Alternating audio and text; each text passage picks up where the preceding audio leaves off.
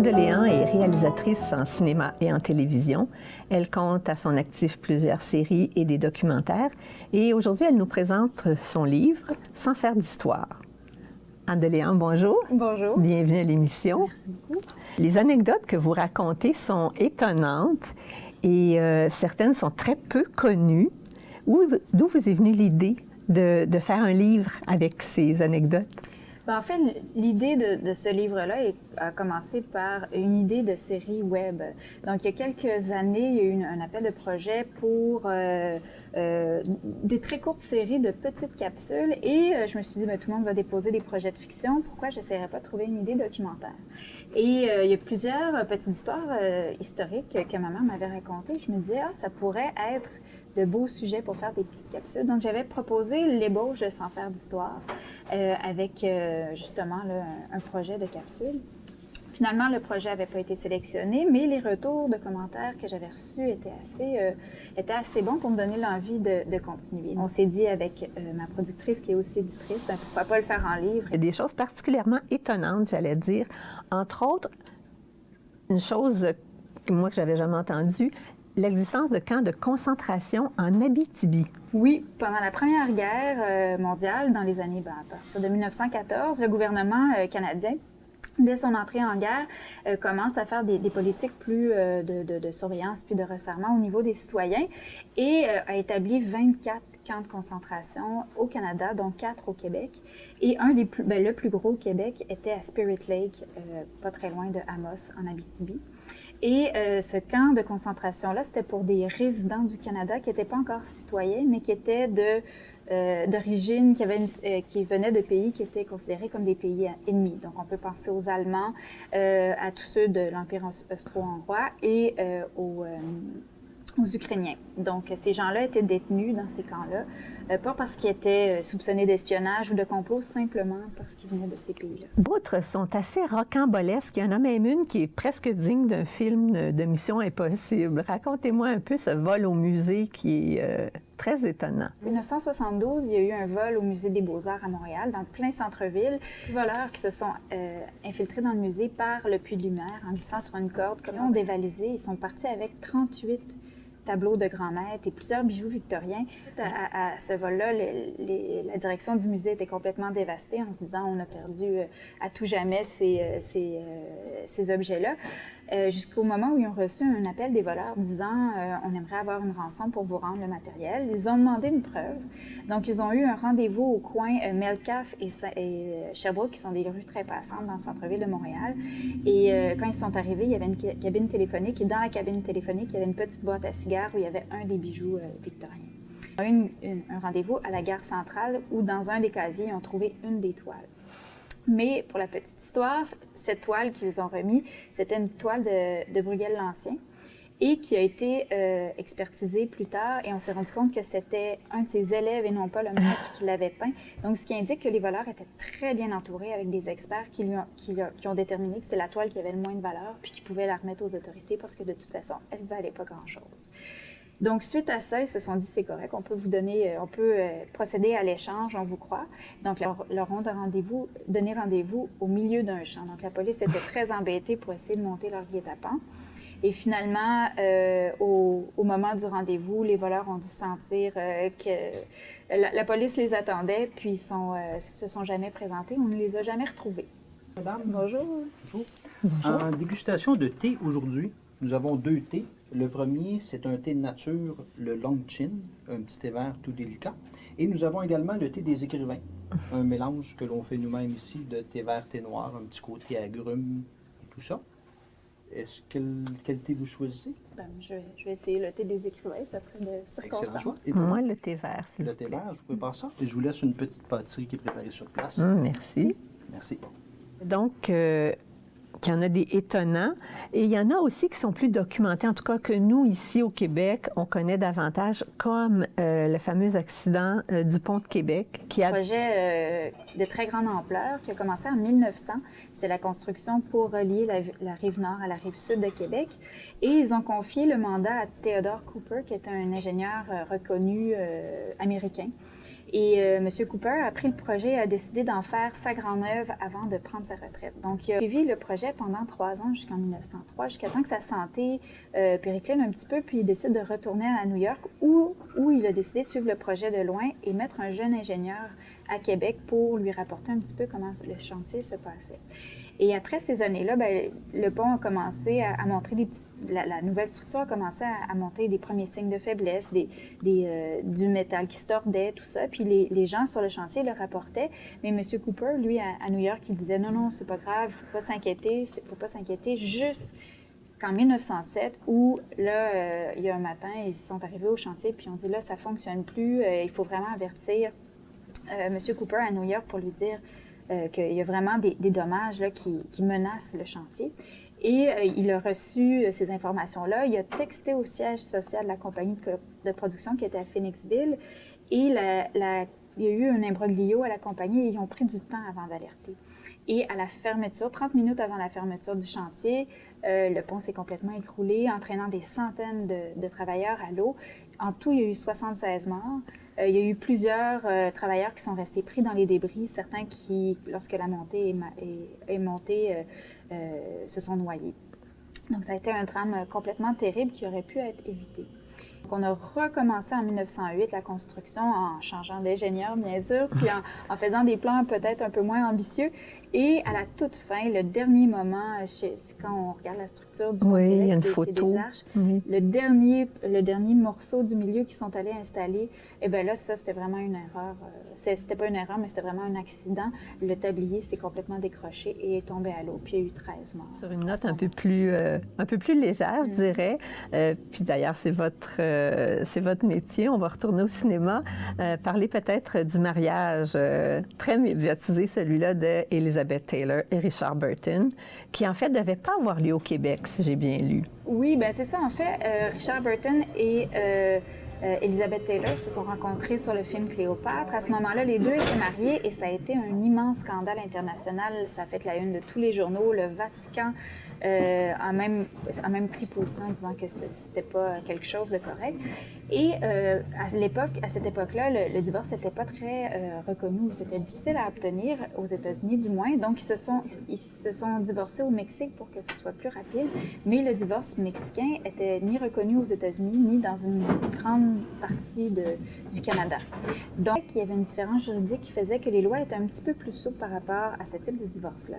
Donc, comme Richard Burton jouait en 1964 Hamlet à Toronto, il a chargé son avocat de voir s'il était capable de trouver quelqu'un, un représentant de l'Église, parce qu'il n'y avait pas de représentant laïque, il n'y avait pas de mariage civil au Québec, pour les unir.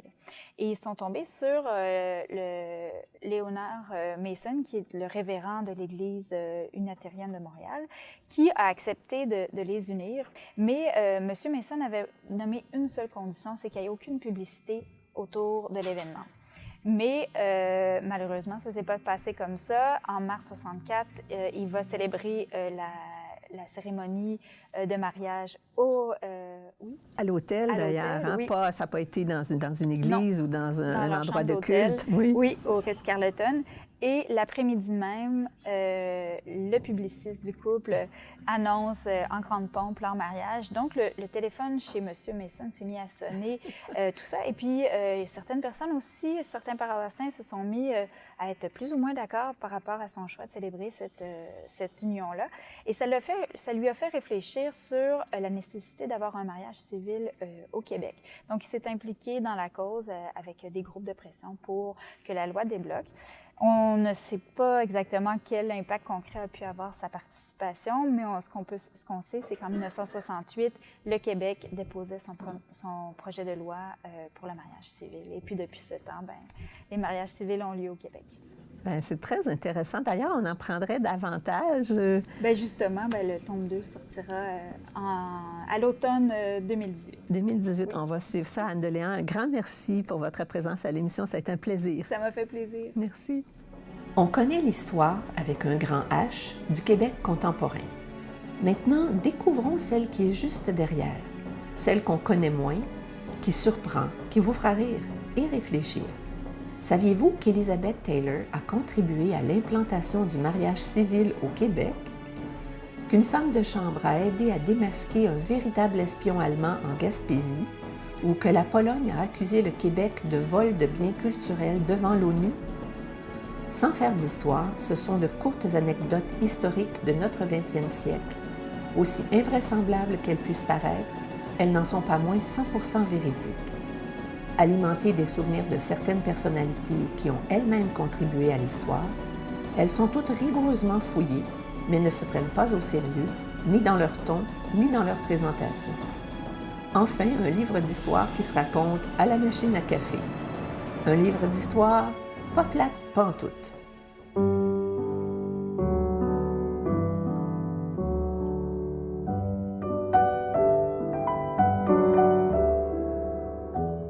Pour cette deuxième chronique Fenêtre sur la cause, nous retrouvons notre chroniqueuse Lucille Denis, orthopédagogue. Bonjour. Bonjour José. Bonjour Lucille. Et aujourd'hui, le sujet du jour, ce sera? Mon enfant ne lit que des bandes dessinées, est-ce grave? Ben peut-être. Non! Non! OK, la bande dessinée, c'est le 9e art. C'est pas à négliger. Il y a vraiment tout un travail autour de la bande dessinée entre l'auteur et l'illustrateur. Il y a beaucoup de déductions à faire, il y a un vocabulaire à avoir. C'est pas si facile que ça, la bande dessinée.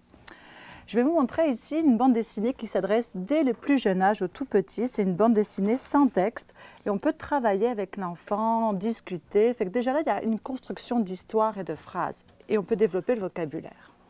Après ça, vous avez des bandes dessinées, ça c'est pour un petit peu plus vieux, sans texte, magnifique. Vraiment, c'est mon coup de cœur, je l'aime d'amour. Pourquoi? Je l'ai présenté à mes 5e années. L'image est belle, l'histoire est belle. C'est à eux d'inventer l'histoire, en même temps de faire attention à tous les indices. Je le recommande très fortement. Vous avez aussi des bandes dessinées qui demandent de faire appel à ses connaissances personnelles.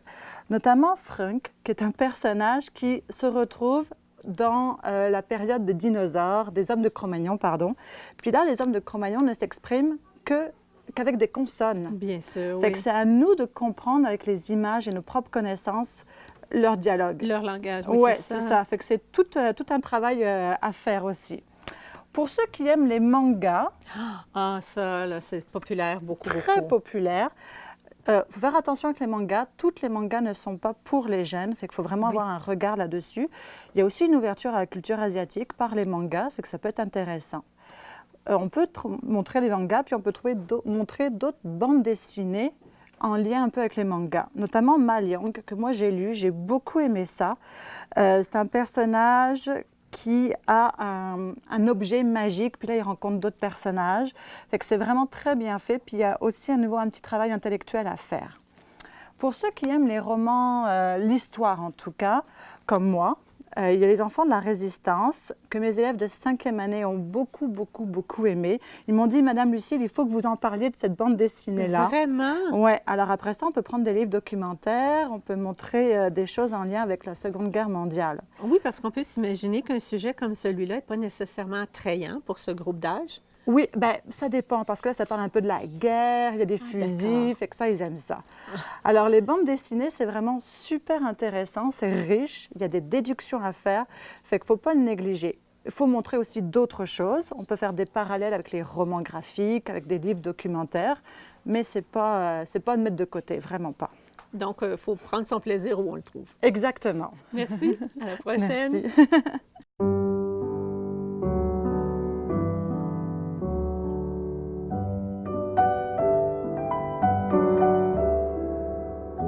Bonjour Jean-Marc. Bonjour. Qu'est-ce que tu nous proposes aujourd'hui? On a quelque chose de très spécial, directement des 400 coups. Hein? Oh. Tu me prends en photo. Je sais pas si tu te souviens, la dernière fois, j'avais trouvé quelque chose avec des belles couleurs, Oui. douces, et j'avais dit à quel point l'univers de Frida nous amenait dans une autre image d'elle et tout ça.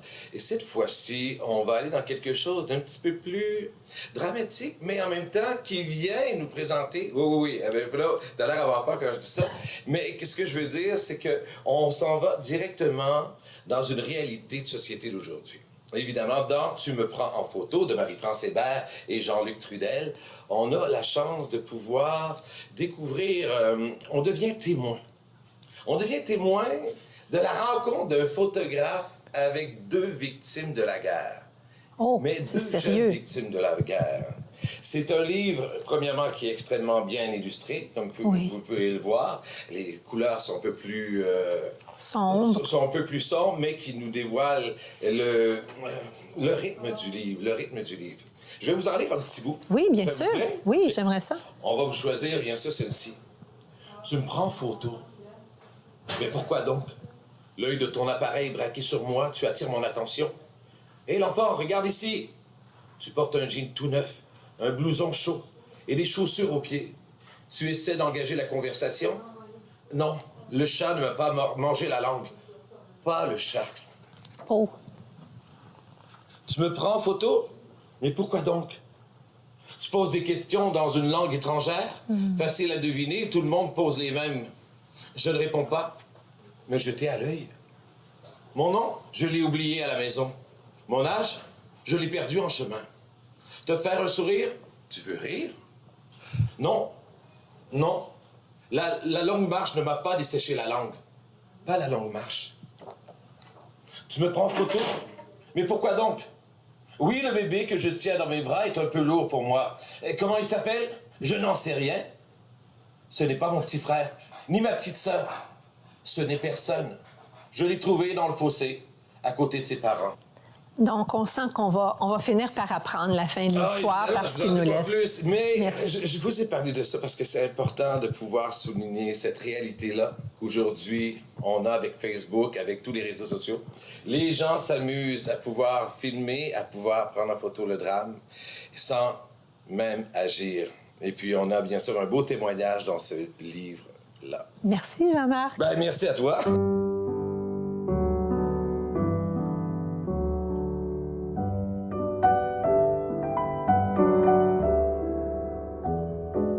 Vite comme ça, là, mon coup de cœur de lecture, ça a été Serge Bouchard, qui est un anthropologue. Son dernier livre, c'est Les yeux tristes de mon camion. C'est comme ça que je l'ai découvert. Puis en lisant, puis j'ai découvert que c'est un homme qui aime beaucoup les peuples amérindiens, tout ça. Puis il nous emmène dans la découverte de ça, là, de plein de trucs, là. Des fois, c'est la réalité d'aujourd'hui, puis qui va nous ramener à un pan d'histoire, mettons, là, il nous met ça, j'ai beaucoup aimé. Puis là, en plus, excusez, j'étais allée chercher d'autres de ses livres qui a fait que, c'est ça, ouais, j'ai beaucoup aimé.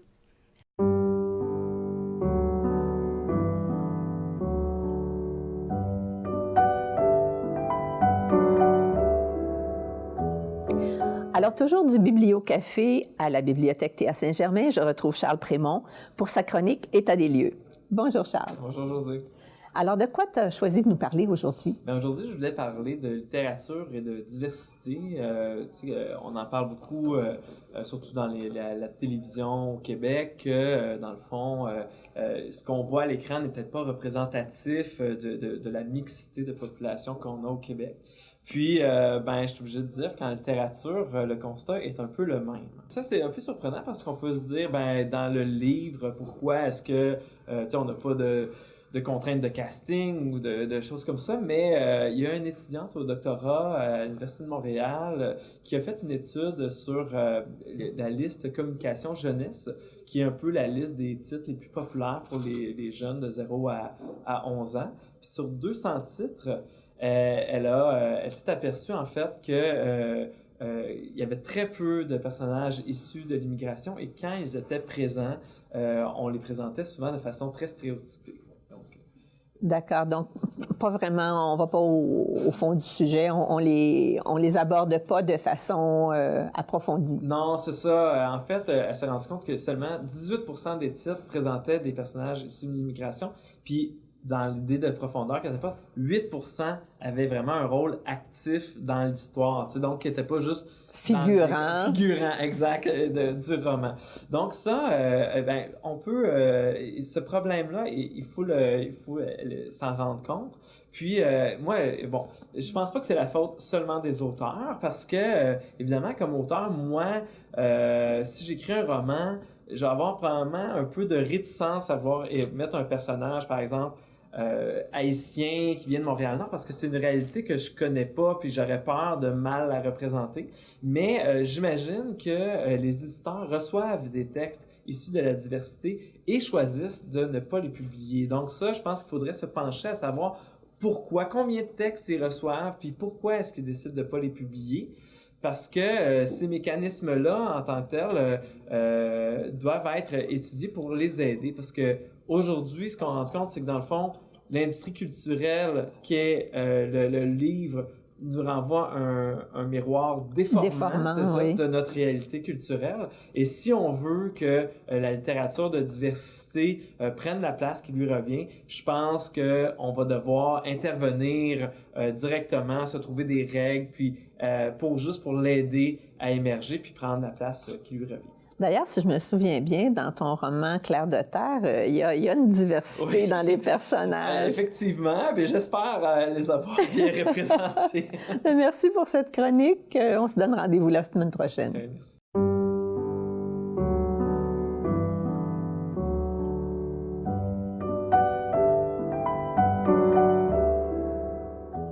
Cette semaine, au Club de lecture, nous retrouvons Simone, Diane, Carole et Ivana. Bonjour. Bonjour.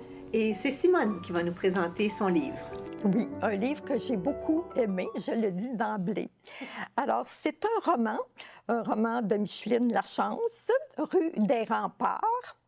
Et ce roman-là porte sur un sujet qui m'importe beaucoup, c'est sur l'amitié entre deux femmes.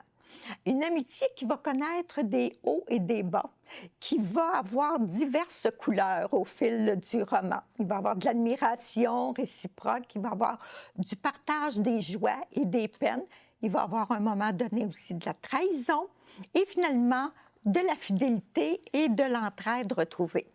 Alors, ce roman, Rue des Remparts, de Micheline Lachance, 2017, retrace à travers le regard de ces deux amies-là, de ces deux femmes-là, Catherine de Beaubassin et Geneviève de la Naudière, les derniers mois de la Nouvelle-France en tant que possession de la France et aussi la chute aux mains des troupes britanniques.